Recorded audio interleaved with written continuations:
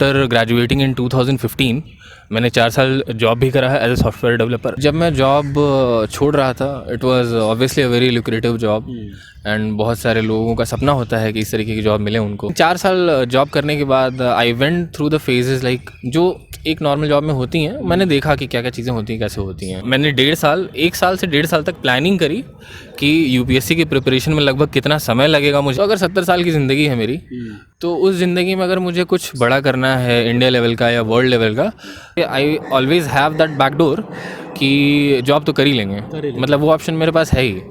अब उसमें लिमिटेशंस ये हैं कि आप एक दायरे में सीमित हो जाते हैं। इसमें एक डिस्ट्रिक्ट में एक पोस्ट होती है डिस्ट्रिक्ट कमांडेंट की, तो जितने भी होम गार्ड्स हैं तो उनके लाइक पोस्टिंग कहाँ होगी, प्लस उनकी जो लीव्स हैं या फिर उनकी ऑनरशिप उनकी आपके पास होगी, पूरा आपको exactly. वो लीड करना है। दोस्तों, एक बार फिर से आज के इस इंटरव्यू में हमारे साथ एक ख़ास मेहमान हैं इमरान, जिन्होंने इस बार 2021 बैच यूपी पीसीएस क्लियर की है और रिज़ल्ट जो अभी कुछ दिन पहले आई थी उनमें इनका सिलेक्शन हुआ है। यूपीएससी की बात करें या स्टेट की बात करें, इन सभी को क्रैक करना आसान नहीं होता है। इसके लिए काफ़ी मेहनत करनी पड़ती है, एक प्रॉपर स्ट्रेटजी होनी चाहिए, आपकी पढ़ाई अच्छी होनी चाहिए, बहुत सारी चीज़ें हैं जो इमरान से जानने की कोशिश करूँगा। इमरान, सबसे पहले कॉन्ग्रेचुलेशन। जी शुक्रिया, बहुत बहुत शुक्रिया। सबसे पहले आप अपने बारे में बताइए, एजुकेशनल बैकग्राउंड और फैमिली के बारे में। जी मैं बहुत ही एक हम्बल बैकग्राउंड से आता हूँ और जो मेरी इनिशियल एजुकेशन हुई है तो मैंने क्लास 4th में एक जो स्कूल जो हम लोग प्राइमरी स्कूल बोलते हैं, तो क्लास 4th मैंने प्राइमरी स्कूल से भी किया हुआ है। फिर मेरे पापा PSC UP Uttar Pradesh PSC में वर्किंग थे। अच्छा। उसके बाद अभी वीआरएस लिया हुआ है उन्होंने, तो उसकी वजह से मेरा बहुत सारा जो स्कूल है वो चेंज हुआ। देन आफ्टर माय स्कूलिंग मैंने ग्रेजुएशन जो है आईआईटी दिल्ली कंप्यूटर साइंस से करा। तो आफ्टर ग्रेजुएटिंग इन 2015 मैंने 4 साल जॉब भी करा है as a software developer and engineer. तो मैं प्रिपरेशन में 2019 में आया हूँ। अच्छा, ठीक है। फिर कोविड का फेज़ आया 2020 में, तो उसकी वजह से प्लस कुछ पर्सनल प्रॉब्लम्स थी जिसकी वजह से प्रिपरेशन मेरा डिसरप्ट हुआ। Then again I started preparing for UPSC and UPPCS as well in 2021। Sir, आप आईआईटी दिल्ली में थे, कंप्यूटर साइंस से थे, एक बहुत अच्छी अपॉर्चुनिटी आपके लिए थी कि आप और आपने जॉब भी किया।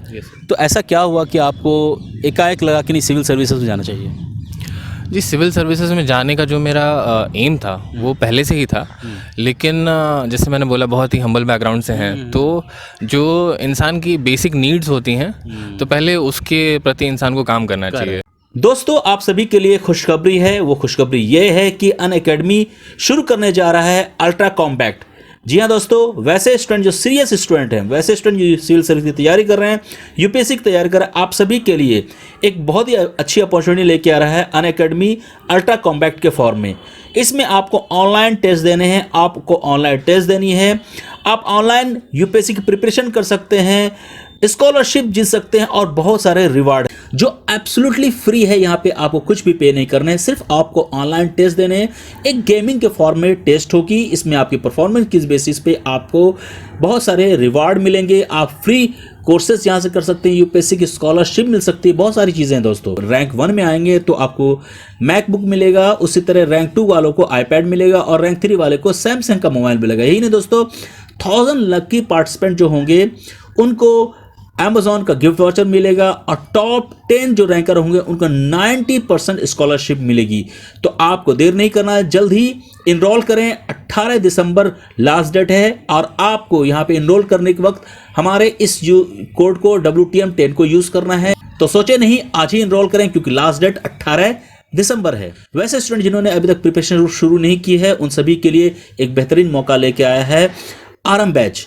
जी हाँ, अनअकैडमी की आरएम बैच जो इंग्लिश लैंग्वेज के स्टूडेंट के लिए है और यहाँ पे आप जो टॉप एजुकेटर हैं यूपीएससी के, जैसे मुन्नाल सर हो गए, सुदर्शन सर हो गए, अंकित सर हो गए, अनुज गर्ग हो गए, इन सभी के साथ आपको पढ़ने का मौका मिलेगा, इनके साथ आपको पढ़ाई करने का मौका मिलेगा। ये आपको 1 to 1 गाइड करेंगे, आपको बताएंगे कि किस तरह प्रिपरेशन करें ताकि आपके रिजल्ट जो आने वाले प्रीलिम्स में अच्छी बन सके। तो दोस्तों आज ही इनरोल करें इन दोनों चीज़ में, आरएम बैच और अल्ट्रा कॉम्पैक्ट में। तो आप करें क्योंकि इससे बेहतरीन मौका नहीं मिलेगा। तो हम लोग के फैमिली में ऐसा ही रहा है कि जो ज़रूरतें हमारी हैं उनको देख के हमने काम किया है। कभी भी चीज़ों को मतलब बहुत ही एक्स्ट्रावेगेंट खर्चे नहीं या फिर शो बाजी करने का ऐसा कुछ हम लोग का व्यवहार नहीं था। तो आफ्टर ग्रेजुएशन मेरे पास 2-3 ऑप्शंस थे। पहला कि एमएस करना है हायर स्टडीज़ के लिए मैं बाहर जाऊं, या दूसरा ऑप्शन था जॉब करूं, या तीसरा ऑप्शन था मैं सिविल सर्विसेज करूं। तो उस पॉइंट ऑफ टाइम के लिए मेरे पास जो बेस्ट डिसीजन था वो जॉब करना था, ताकि मैं उससे अपने घर में थोड़ी फाइनेंशियल स्टेबिलिटी लेके आऊँ। तो मैंने वो ऑप्शन पिक किया। फिर उसके बाद 2-3 साल लगे मुझे थोड़ा घर को स्टेबल बनाने में, कंट्रीब्यूट करने में। फिर जब मैंने सोचा आफ्टर 2.5 ईयर्स कि अब यूपीएससी की प्रिपरेशन करनी है, देन मैंने 1 साल से 1.5 साल तक प्लानिंग करी कि यूपीएससी की प्रिपरेशन में लगभग कितना समय लगेगा मुझे, अच्छा, और उसके लिए मुझे फाइनेंशियली कितनी चीज़ों की ज़रूरत होगी। तो मैं लगभग 3 से 4 साल का प्लान करके ऑलरेडी आया था मैं यहाँ पे। तो अब दूसरा ये रहा कि मोटिवेशन कहाँ से आया। मोटिवेशन ये रहता है कि आप जब प्राइवेट जॉब करते हैं तो उसमें ये रहता है कि आप अपना डेवलपमेंट करते हैं, लेकिन आपके साथ जुड़े हुए जो लोग हैं उनका डेवलपमेंट करने का बहुत अपॉर्चुनिटी नहीं मिलती आपको प्राइवेट जॉब में। तो जब आप एक गवर्नमेंट जॉब में आते हैं तो एक सिस्टम का पार्ट होते हैं जिनमें ऑलरेडी बहुत सारी चीज़ें आपके साथ जुड़ जाती हैं, जो कि बहुत इजीली आपको जो आपका एक सोशल सर्विस करने का, या आपसे जुड़े हुए जितने लोग हैं या एक सोसाइटी है उसके लिए कुछ अच्छा करने की जो भावना होती है, तो उसको आगे बढ़ाने में बहुत मदद मिलती है, क्योंकि पूरा सिस्टम ही एक इट्स अ पब्लिक सर्विस। तो पब्लिक सर्विस करने के लिए बहुत अच्छी अपॉर्चुनिटी है as compared to private job. तो ये सोच के फिर मैं यूपीएससी की प्रिपरेशन में आया। सो आपने ये जो यूपीपीसीएस है, ये क्या अटेम्प्ट था आपका? जी, मेरा दूसरा अटेम्प्ट था ये। अच्छा। एक बार 2020 में मैंने प्रीलिम्स दिया तो उसमें प्रीलिम्स नहीं हुआ था। अच्छा। और फिर 2021 में प्रीलिम्स, मेंस और इंटरव्यू तीनों क्वालिफाई किया। तो फर्स्ट अटैम्प्ट में आप चूक गए, और चूक गए तो कुछ ना कुछ तो कमियां रही होंगी, तो उसको आपने एनालाइज किया कि मतलब क्या कमियां रही थी उसमें? जी, फर्स्ट अटेम्प्ट में मेरी जो कमियां रही थी, बहुत ज़्यादा मुझे आइडिया नहीं था कि यूपीपीसीएस का जो पेपर होता है वो कितना फैक्चुअल होता है, या फिर किस टाइप के इसमें क्वेश्चंस आते हैं। तो जैसे पीवाईक्यू एनालिसिस करना होता है, और उस टाइम पे जो मॉक चल रहे होते हैं वो देखना है, प्लस करंट अफेयर्स अच्छे से देखना है। तो इन सारी चीज़ों का बहुत आइडिया नहीं था। और वही नेक्स्ट अटेम्प्ट जब मैंने 2021 में दिया तो उसमें जो यूपीएससी की प्रिपरेशन थी, तो उसके बाद जो यूपी का एग्ज़ाम हुआ वो 14 डेज़ के बाद हुआ था। तो उसमें थोड़ा और टाइम भी मिल गया कि प्रिपेयर कर सकें।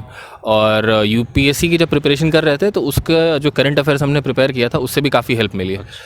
तो ओवरऑल करंट अफेयर्स है, स्टैटिक पोर्शन है, और जो बेसिक चीज़ें हैं, तो वो तीनों मैंने स्ट्रॉन्ग किया विद पीवाईक्यूज़। तो उसकी वजह से फिर यूपी का प्रीलिम्स निकला मेरा। लगभग मैक्सिमम स्टूडेंट ऐसे होते हैं जो यूपीएससी के साथ साथ स्टडी भी करते हैं, राइट?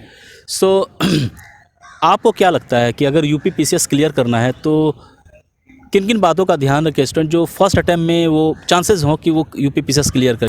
जी, जो यूपीपीएससी का एग्ज़ाम है तो ये 3 स्टेजेस में है। पहले प्रीलिम्स होता है, फिर मेंस, और उसके बाद इंटरव्यू। और तीनों स्टेजेस की अपनी अपनी कॉम्प्लेक्सिटीज़ हैं।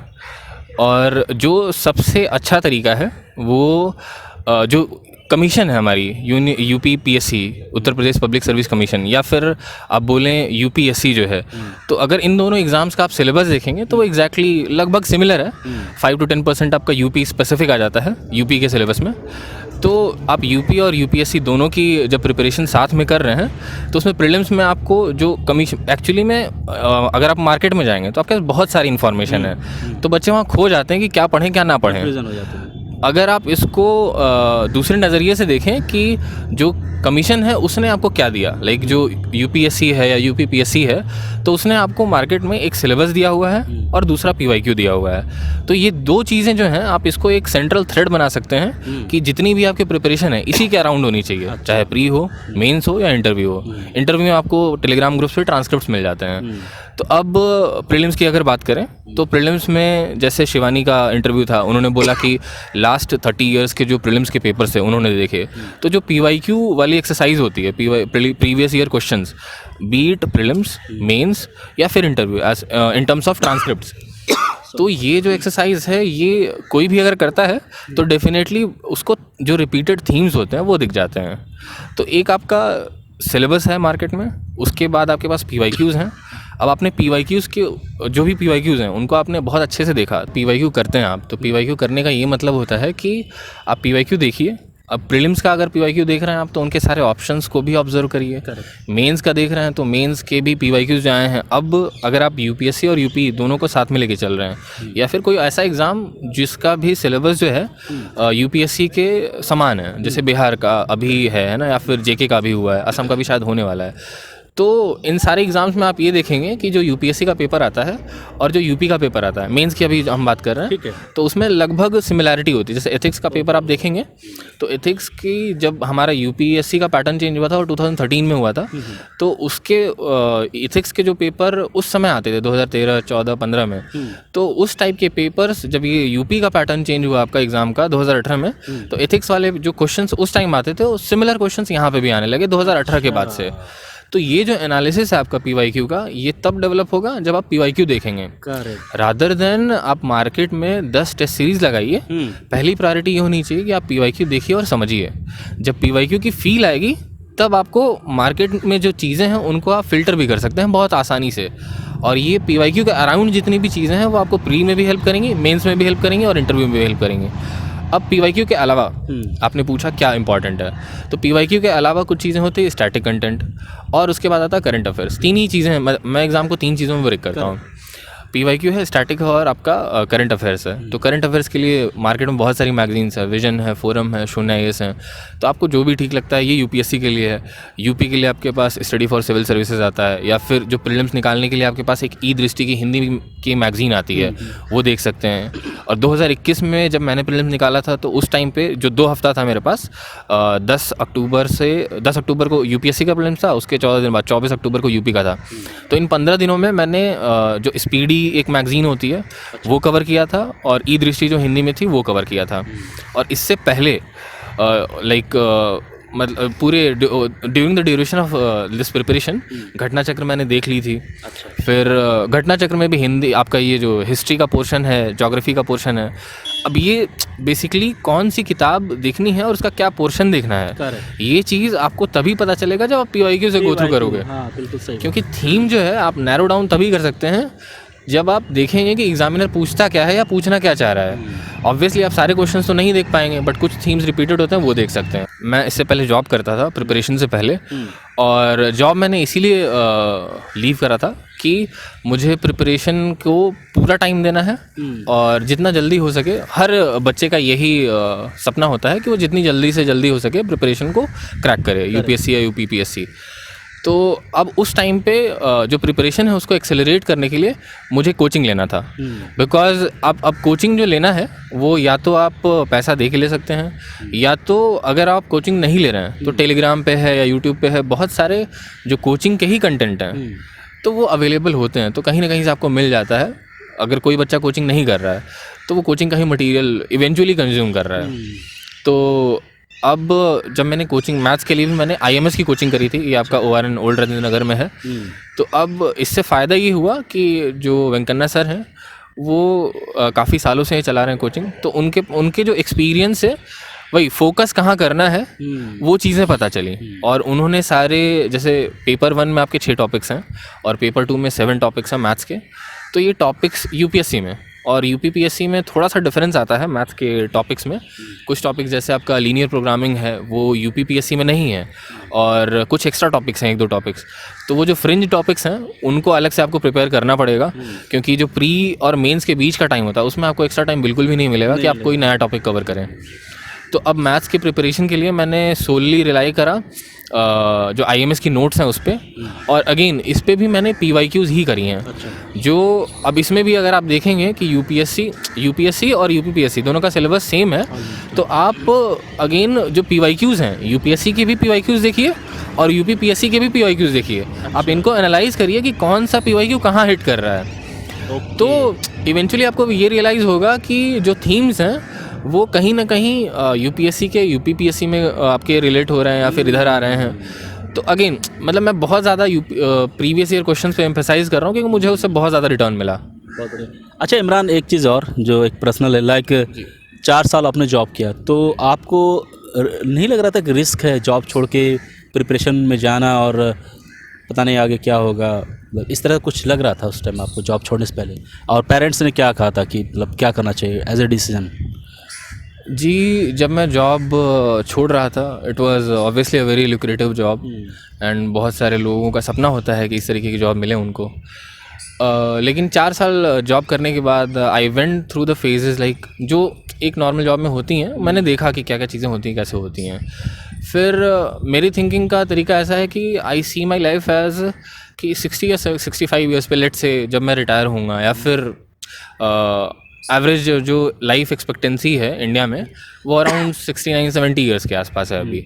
तो अगर 70 साल की ज़िंदगी है मेरी, तो उस ज़िंदगी में अगर मुझे कुछ बड़ा करना है इंडिया लेवल का या वर्ल्ड लेवल का, तो उस लाइक टाइम ड्यूरेशन में मैं लेट से 26 साल 25 साल की उम्र में जॉब छोड़ रहा हूँ। तो अभी भी मेरे पास जो होराइज़न है वो आपके पास 35 साल का है जिसमें मैं काम कर सकता हूँ।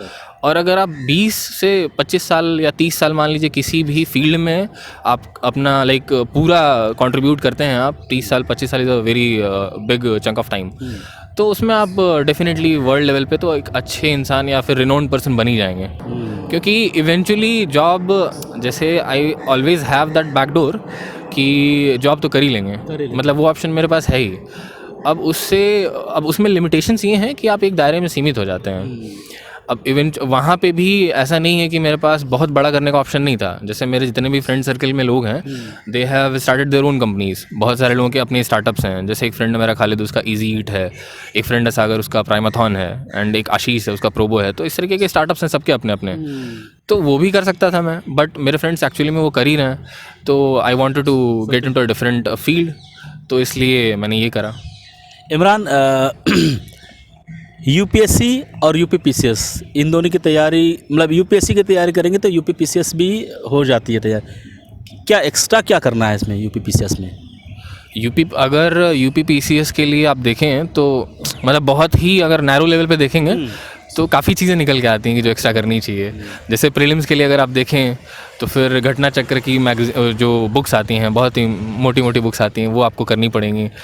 क्योंकि अगर आप नहीं कर रहे हैं तो जो बहुत सारे ऐसे लोग होते हैं जो सिर्फ यूपी की प्रिपरेशन कर रहे हैं, तो they have already mucked up the whole thing, है ना। तो अगर आप घटना चक्र से कोई क्वेश्चन आए, कुछ क्वेश्चंस ऐसे होते हैं जो यूपी के जो घटना चक्र में दिए हैं वो यूपीएससी में भी आ जाते हैं। जैसे एक हुंडीज़ वाला क्वेश्चन था 2020 में, तो वो यूपी की जो घटना चक्र की मैगजीन है उसमें दिया हुआ था, तो वहाँ भी फ़ायदा मिल जाता है आपको।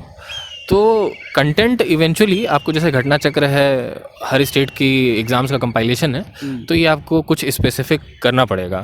दूसरी बुक्स हैं आपकी, लूसेंट है, वहाँ से लोग साइंस एंड टेक करते हैं, मेडिवल हिस्ट्री करते हैं, वो भी आपको देखना पड़ेगा। बिकॉज वही है, इवेंचुअली इट्स अ कॉम्पिटिशन। घटना चक्र, लूसेंट, ये सब चीज़ देख के हम थोड़ा यूपीपीसीएस के लिए अलग कर सकते हैं। पीसीएस के लिए आपको अलग करना पड़ेगा, बिकॉज यूपी। कितना टाइम लगेगा इसके लिए अगर कुछ अलग करना चाह रहे हैं? हमें लग रहा है कि यूपीएससी और यूपीपीसीएस में 20% अलग करना है, तो ये 20% के लिए कितना टाइम चाहिए?